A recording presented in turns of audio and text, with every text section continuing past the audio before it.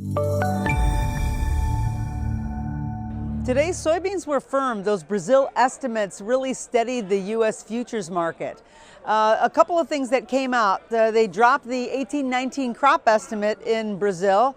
Plus, they lowered the exports estimates for 2019. All these things kind of like filter into the market because we're still waiting for our USDA data. Also, the crush estimate from Brazil really stayed the same as 2018, but that's a record high, so it's holding on to that record high. All that could be a little bit helpful to the market and kind of give us a little bit of an idea of where we're going. But we're still on the wait and see for the USDA data. Some is supposed to be coming out tomorrow. We're not sure if exports are going to be coming out in the morning or everything is going to wait till 11. After that, we're pushing the WASDE report all the way to February 8th. It looks like there just isn't going to be another WASDE report until then. So we're on a little bit of a wait and see, and so I think that the markets are going to start to behave accordingly. Today, all the grains were up just a little bit, but we've been kind of solidly in a channel because there has been so much uncertainty.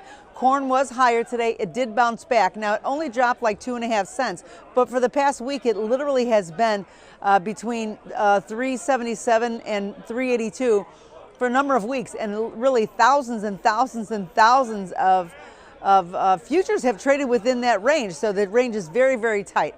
And so while today the market rallied almost 3.5, 4 cents today, it seemed like a really big rally. But it is really significant, and that really keeps our eye on what's going on. I think that the volatility in the options is down to 15%, so it's very quiet.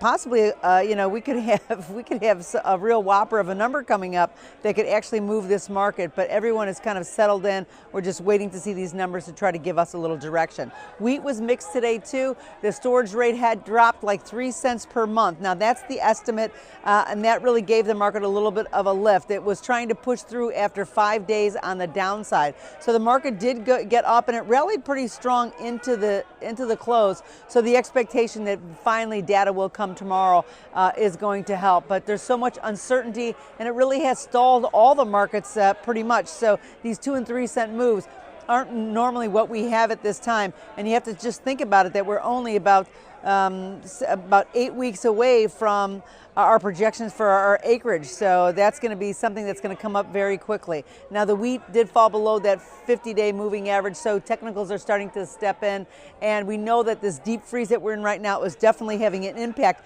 on movement of grain anywhere. So we could be just on hold for the next couple of days, at least while this freeze really has a grip on the Midwest.